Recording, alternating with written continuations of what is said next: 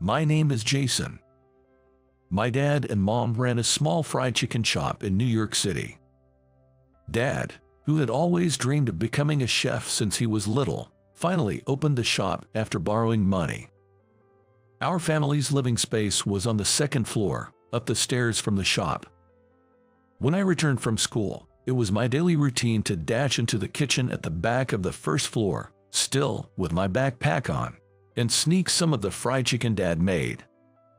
Hold your horses, Jason. Can't you wait for dinner? But your fried chicken is just so darn good. What did you say? How good is it? The best in the States. No, the best in the world. Come on, say it's the best in the universe. Ha ha ha. He was a hearty man. Yet, his movements when frying chicken were incredibly delicate, and his fried chicken, crispy and golden, drew lines of customers to our shop every day. Remember this, Jason, no matter how hard things get, good food can help you overcome just about anything. Our home was always filled with laughter. As a little kid, I couldn't really grasp it, but now that I'm grown up, I understand. That's what you call happiness. So, if there were a time machine, I'd go back and tell my younger self, "You're incredibly happy right now, you know. So savor every day more and live it to the fullest." No, that's not right. If I could, be careful of gas leaks. That's what I tell my dad to warn. That day, I was staying over at my good friend's place. After staying up late chatting about nothing in particular, I fell into a deep sleep, exhausted. Jason. I was woken up by the voice of my friend's mom, Linda. "Jason, wake up. Something terrible happened. Your house is on fire." Still half asleep, I couldn't understand what Linda was saying. The next morning, I was greeted by the sight of my house, burnt down unrecognizably. "You must be Jason, right?" "Yes." As I stood there in shock with Linda, a police officer approached us to talk. Seeing the officer's somber expression, Linda covered her face with her hands, sensing something bad. "Jason, it's very tough to tell you, but it seems my dad and mom's bodies were found in the bedroom. The cause of the fire was a gas leak. It all felt like a terribly bad dream. At that time, I was only in the 4th grade. Just when I was about to be adopted by relatives or sent to an orphanage, Sophia, a distant relative of my mom, and her husband Michael volunteered. "Nice to meet you, Jason. I'm your new mom." I still vividly remember how creepy her smile looked at that time. And my intuition was right. But as a child, there was no way I could resist the hand that was offered to me. My new home was a cramped, run-down apartment. There, Michael, Sophia, and I started living together. Michael ran an online retail company, but it wasn't very profitable. He was always frustrated, glued to his computer, and his usual words to me were quiet, "Get out of the way, disappear." Only when I accidentally did something he didn't like would he turn from his computer to yell at me, "You little brat, do you know who owed your life to?" Still, Michael was somewhat bearable compared to Sophia. He was a hopeless man, but as long as I managed all the household chores perfectly and kept quiet, he mostly kept to himself. Sophia was the real problem. Driven perhaps by her unfulfilled desire for children, her obsession and control over me were extreme. She would investigate my friends in detail and dictate whom I shouldn't associate with if she disapproved of them. This was when I was 14. There was a girl who was getting along with me, but one day at school, she suddenly stopped talking to me. I later found out that Sophia had harassed her family to make sure she wouldn't hang out with me. Really, Jason, didn't I tell you that it's me who decide people you can be friends with if you hang out with kids in that apartment complex? Think about what people will say. But she is nice and kind. What? Sophia was surprised to hear me talking back. as I usually just nodded in silence. But then her face turned red, and trembling, she burst out shouting and fell into hysterics. "Why would you say that? I did it all for you. You hate me, don't you?" Irritated by this, Michael shouted not at the hysterical Sophia but at me. "Shut up. Shut the fuck up. Everything is Jason's fault. It's your fault that my work isn't going well." And so, every day was like living in hell. But what kept me alive was Dad's words. "Remember, Jason, no matter how hard things get, good food can help you overcome just about anything."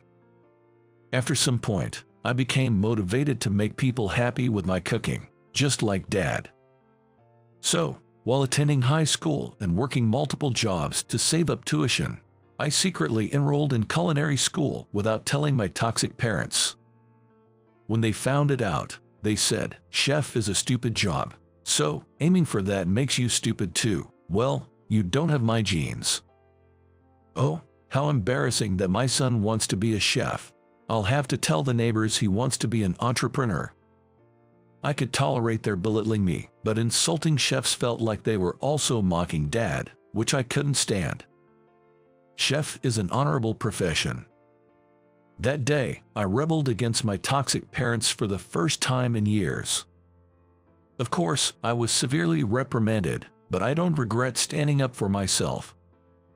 Despite the hellish days with my toxic parents, I continued my studies and successfully graduated from culinary school. And finally, I managed to land a job at a fried chicken shop. It wasn't an easy path, but if Dad were alive, he'd probably roughly stroke my hair and praise me, genuinely happy. His son, who admired him, didn't give up despite the adversity and carved out his own path to be a chef. Then one day, this was when I was 22 years old, Sophia, unusually in a good mood, approached me with a cloying voice. "Jason, I've finally found the ideal woman for you." What? What a surprise! My toxic parents brought me a matchmaking. "Just leave everything to us. You just need to show up and nod in agreement." Honestly, I was totally against the idea of an arranged marriage. I wanted to focus on my job, and knowing that my happy parents married for love made me even more resistant to the idea of an arranged marriage. But I knew I had no right to refuse. If I didn't want to be on an arranged marriage, running away from home seemed like the only option. Running away from home. What an enticing thought. But I shook my head at my own idea. These toxic parents would surely chase after me, spouting things like, "After all we've done to raise you." That's what made cutting ties with them so difficult, even if I ran away. On a night filled with such heavy thoughts, I overheard my toxic parents whispering in the living room. Regarding Jason's partner, it seems she has saved up quite a lot of money. Yeah, if this marriage goes well, she might invest in my business. They were clearly talking about the woman they wanted me to meet, but saved up a lot of money. Was she the daughter of some wealthy company president? "We've raised him all this way. Jason has to be useful to us now." Apparently, they were planning to marry me off to a wealthy woman to benefit from it. I had suspected there was a catch, but so this was the reason for the arranged marriage. What do they think about my life? I can't help but wonder if they adopted me in that day just for this purpose. I opened the door to the living room. "Oh, what's up? I thought you'd gone to bed already." Seeing Michael unusually flustered, I spoke up. "I'll accept the marriage," I said. Maybe I was acting recklessly. At that moment, I was desperate to get away from my toxic parents as soon as possible. I was willing to accept the marriage I didn't want, even if it was all part of their plan. As long as I got married, I could leave this house and not have to share the same air with them. Being with them was that unbearable. On the day of the arranged meeting, my toxic parents and I entered a private room in a reserved, high-end restaurant. There was an elderly woman with white hair sitting in the room. My matchmaking partner must be her daughter, who hadn't arrived yet. Does that mean she's in her 40s? That means she is in double of my age. Regretting my decision to accept the meeting as I sat down opposite the elderly woman, I thought about how I was desperate to escape my toxic parents.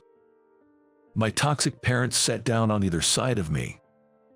As soon as we sat down, Michael began, "This is my son, Jason. He might look a bit cheeky, but he's young, healthy, and can handle household chores without a single complaint, even though my matchmaking partner hadn't arrived yet. Come on, Jason, say hello. It has already started." Michael whispered urgently to me. "Already started?" I asked, confused. Seeing my astonished expression, Sophia awkwardly said to the elderly woman, "This child gets a bit nervous. Sorry about that. He's usually much more talkative and friendly." "No, I'm not friendly, and even if I were, I wouldn't enjoy chatting with you. But that wasn't important right now. Could it be? Surprised that I'm your matchmaking partner?" I was filled with despair at the elderly woman's words, her expression changing. She is my partner. So my toxic parents set me up with a woman who seems over 70 years old just for the money, even though I'm only 22. My vision blurred like it's warping in front of me. I knew my parents were rotten, but now I felt like throwing up. Then, she, who had been silently watching me, spoke. "Let's go outside for some fresh air," she suggested. Michael urged me to stand up. "Come on, get moving." I managed to stand, and with unsteady steps, followed her outside. Together, we stepped out into the garden. While my toxic parents were terrifying, this elderly woman, in a way, was an even bigger unknown. Did she have a fondness for young men? If it was just a wealthy person's whim, she could have chosen a man with a better face and manner, someone who would happily take her money. Then, she said something as if she could read my mind. "Don't worry, I have no intention of devouring you." Despite my caution, she continued, "You want to leave that house, don't you? I'll help you. I won't do you any harm, so follow me," she said with a sly smile. I still couldn't figure out what she in front of me was thinking. But, call it intuition. The sly smile on her face didn't seem bad. Yes, it wasn't bad. It was different from Sophia's unpleasant smile when she greeted me after I had lost my parents. Should I refuse the marriage and continue to endure the hellish days in that house? Or should I take a leap of faith with this old woman, who is extremely unfathomable? Her smile was enough to make me lean towards the latter. And so, Margaret and I got married, almost as if starting a business together. My married life with Margaret was like a mentor-apprentice relationship. She taught me about cooking. At first, I arrogantly thought, what could I, a chef, possibly learn from an amateur? But her cooking was unbelievably delicious. Deliciousness is justice. I humbly listened to her teachings and honed my skills. Margaret also meddled in my lack of romantic experience, offering various pieces of advice. What do you think makes the best date? Huh? Maybe dining at a fancy restaurant with a view of the night skyline. Not at all. Listen, the best date is having a picnic in the park with packed lunches. The woman brings warm soup, and the man brings a lunchbox filled with sandwiches and fried chicken. Fried chicken in a lunchbox. You don't get it. The ability to make delicious fried chicken that stays tasty even after it gets cold shows the skill of a chef. Yay, I get that, but how does that have connection to the best date? If a man can make fried chicken that's delicious even after it gets cold, it's sure to make a woman's heart flutter. I couldn't help but laugh at her funny view on romance. But including all that, I quite liked Margaret. On a peaceful, sunny autumn day, she invited me on the best date. As she packed sandwiches and fried chicken into a lunchbox, I said, Weren't the sandwiches and fried chicken supposed to be the man's job? I'm more of a man than you are, so it's fine. What's that supposed to mean? Though I was dissatisfied with her response, I couldn't deny it, so I obeyed her and made soup.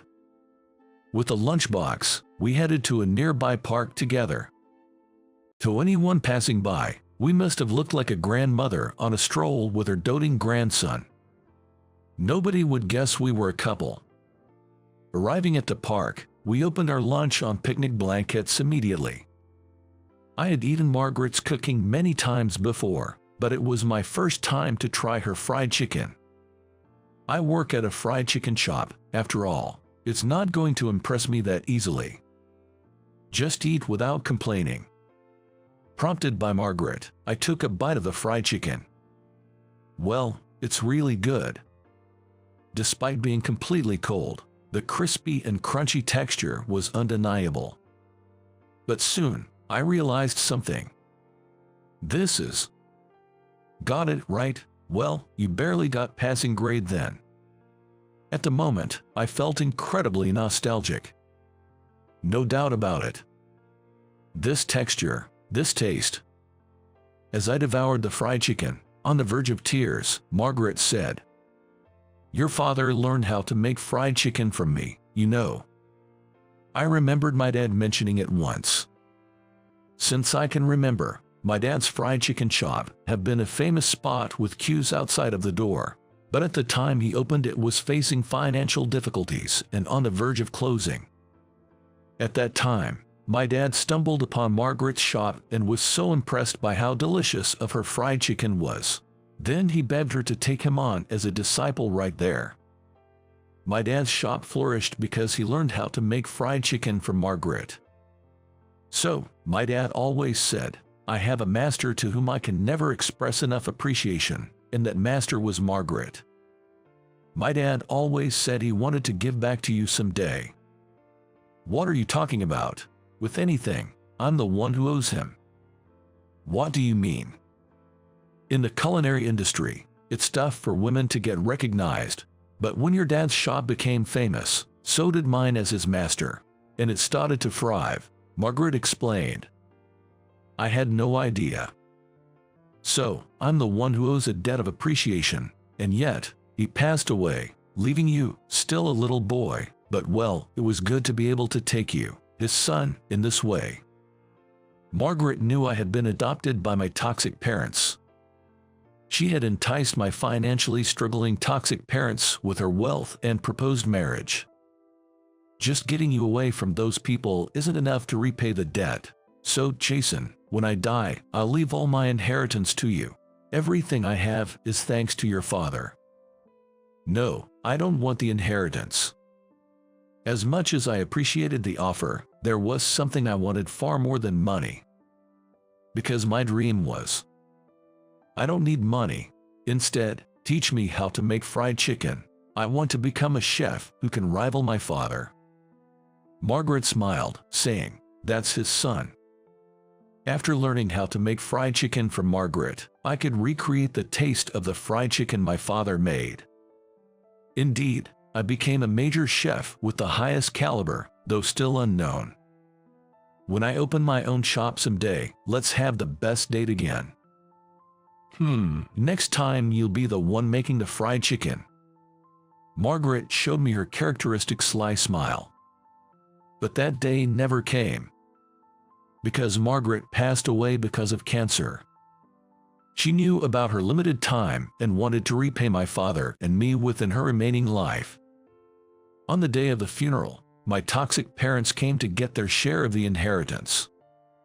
But when I handed them the document detailing the inheritance, what's this? It's all debt. It's the debt Margaret incurred when she was opening her shop.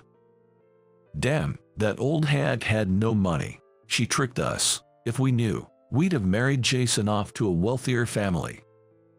They spat out those words and left.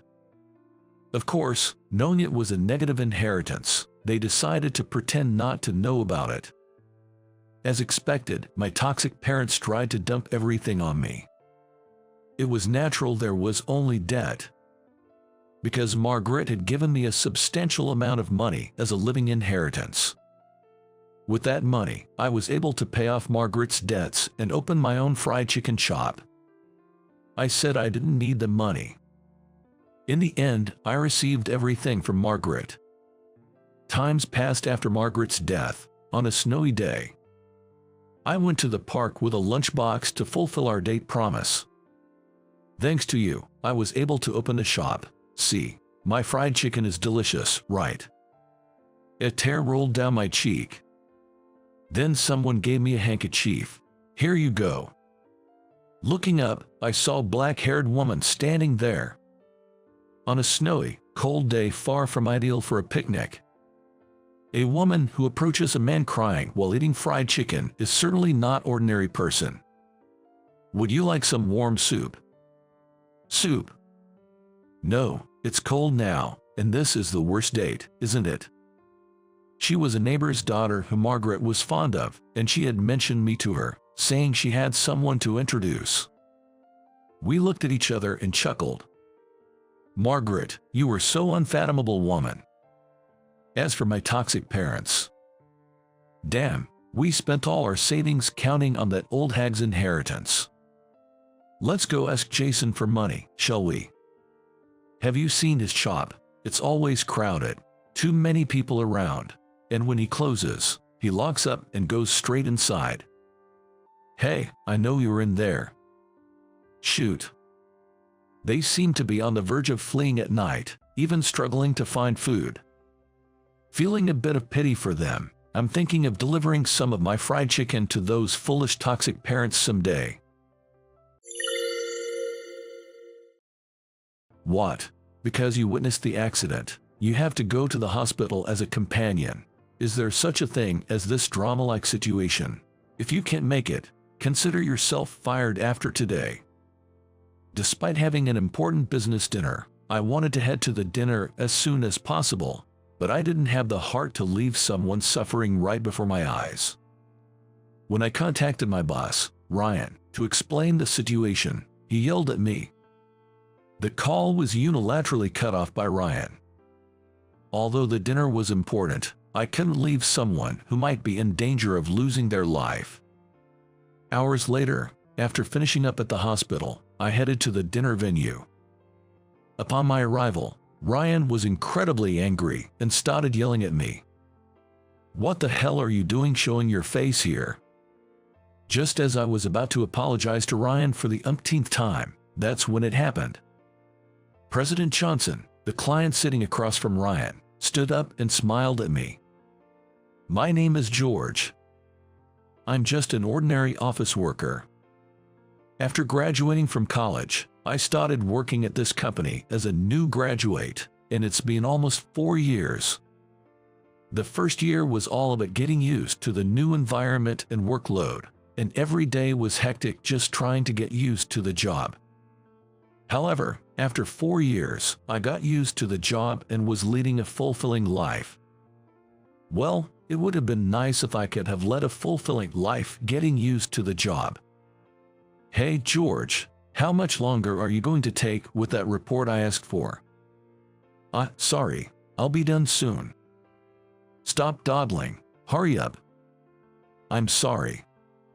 The stares from around the office were painful. The one yelling at me was my boss, Ryan. Ryan would always take his anger out on me for anything and everything. Even for things that weren't really my fault, he would blame me and yell. It felt totally unjust. People in the same department knew that I wasn't being scolded for making mistakes all the time. Still, if anyone spoke up, Ryan's anger would turn towards them, so everyone kept quiet. But there were people who did speak to me. You handled that well just now. Are you okay? Ryan is too irritable. Many people sympathized with my position and worried about me. Thanks to the people around me, I was able to endure being yelled at and treated unfairly by Ryan. The workplace environment wasn't bad at all. If it weren't for Ryan, I think I could have led a more fulfilling work life. That's why I hadn't thought about quitting this job. I just needed to endure Ryan's treatment. That's what I thought. Hey, George, you made a mistake on that calculation sheet the other day. Who do you think apologized on your behalf? The next day, and the day after that, Ryan would lash out at me almost every day. It was one day when I was working while enduring Ryan's abuse. I was called by the department head, Max, and told something. A business meeting. Yeah, George, you've been here almost 5 years, right? I think it's about time you handled a big negotiation. Really? Am I the right person for this? Why do you ask? Well, it's just that. Surely, Max must know that I'm yelled at by Ryan almost every day. Still, Max wanted to entrust me with it.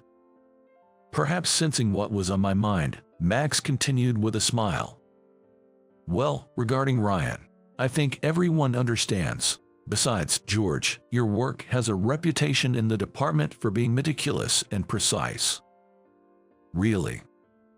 Yes, I'm not lying. So, what do you think? Max's eyes showed no deceit, and it seemed he sincerely wanted to entrust this big meeting to me. I nodded firmly, resolved to make it a success. If you'll entrust it to me, I'll give it my all. Good, I believed you'd say that, George. I'm counting on you. Max patted my shoulder and smiled. Before the meeting, I went to the archives to look up past transactions with the business partner. I carried the filed documents from the archive back to my desk. From past meetings, I could understand what strategies would work best with this business partner. I planned to analyze this and approach the negotiation accordingly. This business partner had always been close to our company, and failure was not an option. The amount of money involved was significant, and I was anxious about whether I could handle it alone, but it also motivated me. It took about 2 weeks to analyze the data of the business partner and create the materials. After finishing the materials, I had to set up a dinner for the day of the meeting. Normally, we would hold it in our company or the client's office. But this time, since we have a good relationship with this business partner, I wanted to approach the negotiation in a more casual manner by having a dinner meeting. While I was choosing a restaurant for the dinner, someone called out to me from behind. "What's this, George, making restaurant reservations during work hours?" I immediately knew it was Ryan from the voice. I sighed inwardly and turned to Ryan. "I've been given a business meeting to handle. I was choosing a restaurant for that dinner." To prove it was for a legitimate reason, I turned my computer screen towards Ryan. Ryan seemed impressed and said, "Huh?" Then, he said something unbelievable. "Hey, let me join that too." "What? What's wrong? Can't your boss join? It's always been a company that's been close to us, right?" "Well, that's true, but..." As I hesitated to respond, Ryan's expression quickly twisted into anger. "I'm saying I'll join as your boss, and you disobey me. It's not like that. Obviously, you can't handle a deal this big on your own, so I'm going out of my way to be a part of it." Understood. As usual, I caved in to Ryan's shouting. When I reported to Max that Ryan would also participate, Max just gave a wry smile. Still, he advised me, "Ryan has experience, so if you have any concerns, you should ask him," even trying to save face for Ryan. As if I'd ask him anything. Despite thinking this, I continued searching for a restaurant for the dinner. And before I knew it, the day of the negotiation arrived. I must make it a success. Ryan might interfere, but in front of the clients, he couldn't act as usual. I checked my watch. There's still some time left until the meeting.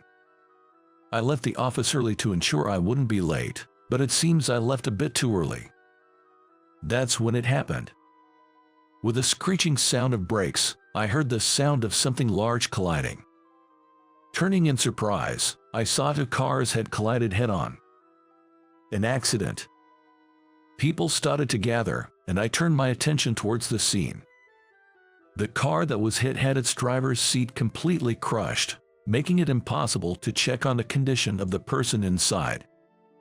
Then, a man emerged from the car that caused the accident, and instead of calling for help, he immediately ran away. That guy, is he running away? Since the accident happened right before my eyes, I couldn't just leave it be. Just as I was about to chase after the fleeing man, I heard a groan coming from the car that was hit. Realizing that the person inside was still alive, I stopped in my tracks and approached the car. "Are you okay?" I somehow managed to pull the blood-covered man out from the passenger seat. "Please, I need an ambulance." When I called out to the bystanders, a woman nearby promptly called for an ambulance. While waiting for the ambulance to arrive, I racked my brain for anything I could do to help. Recalling the first aid training held regularly at my office, I started giving first aid to the man. Performing first aid before the ambulance arrived could significantly increase his chances of survival. After finishing the first aid, I took a moment to catch my breath, and that's when I noticed my phone vibrating in my suit pocket. The display showed Ryan. "This is bad." I immediately answered the call from Ryan. As soon as I pressed the answer button, Ryan's yelling filled my ear. "I'm sorry, Ryan. Actually." I tried to calm down Ryan, who was shouting at me, and explained the situation. However, Ryan didn't seem to believe a word I was saying. Because you witnessed an accident, you're going to the hospital as a companion. Is there such a thing as this drama-like situation? If you can't make it, you would be fired as of today." "Wait, please." Ryan vented his frustration on me and then hung up. Only the harsh tone of the disconnected call echoed in my ears. "Oh, please." As I stood there, disappointed and holding my phone, the man lying in front of me spoke up. "Excuse me. Don't you have an important appointment?" The man was struggling to speak. "No, it's okay." "But..." I shook my head, reassuring the hesitant man. While we were having this exchange, the ambulance arrived. Given the man's serious condition, the paramedics asked me, "Can you accompany him?" I had planned to head straight to the dinner meeting after ensuring the man was safely in the ambulance, but given the request, I couldn't say no. I nodded at the paramedics' words and boarded the ambulance. "Are you really okay?" "Yes, I'm fine." By then, it was already too late to make it to the dinner meeting, and regrettably, I decided to leave it in Ryan's hands. Upon arrival at the hospital, the man was immediately taken to the treatment room. After undergoing various tests, the man was found to have no major issues, but he was advised to stay in the hospital overnight just in case. However, there's always a chance of complications. "I'm fine." Hearing this exchange from outside the consultation room, I couldn't help but worry about the man's well-being. When the man came out of the consultation room and saw me, he smiled kindly. "Thanks to you, I was saved." No, it's good that nothing serious happened. I don't know what I would be doing now if you hadn't been there." "You're exaggerating." "Well then, I'll be leaving now." After checking the time, I parted ways with the man. The man asked me, could I at least have your contact information, but I respectfully declined. I hadn't helped him expecting something in return. After parting from the man, I immediately headed to the dinner venue. Though about 2 hours had passed, if everything had gone as scheduled, it should be wrapping up about now. Thinking that I should at least apologize to the other party, I hurried. "George, how dare you show your face here?" As I arrived at the restaurant and was looking around for Ryan and the others, he spotted me first and marched over. I braced myself, knowing I was about to get an earful, and sure enough, he started lecturing me. "I'm terribly sorry." You got cold feet because it was a big deal, didn't you? Showing up when it's almost over." No, that's not it. I really did witness an accident. Proof. Excuse me. Proof. If you saw an accident and helped the victim, then show me the proof. That's impossible. Ryan knew I wouldn't have any evidence on me when he demanded it. Understanding this made it all the more frustrating that I couldn't present any proof. I hung my head, wondering what to say next. That's when it happened. Ryan, what seems to be the problem? Oh, my apologies. A subordinate of mine who was supposed to be here today has just arrived. The person who approached us was President Johnson from the client company. Ryan was yelling at me so loudly that it echoed throughout the restaurant, likely prompting Mr. Johnson to come over, wondering what was happening. Ryan grabbed my arm, still hanging my head, and pushed me in front of him. Come on, apologize to Mr. Johnson. I sincerely apologize for my absence today, despite your taking the time to be here. No, please don't worry about it.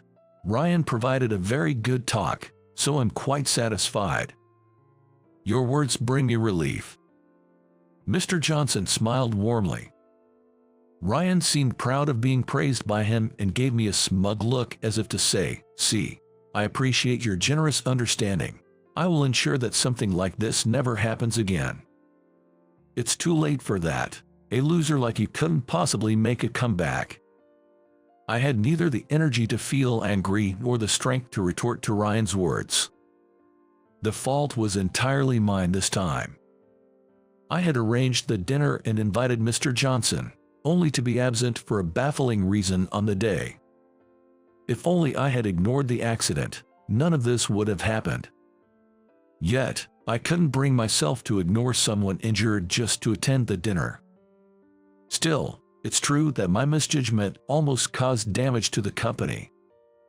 I wondered what would have happened if Ryan hadn't been there.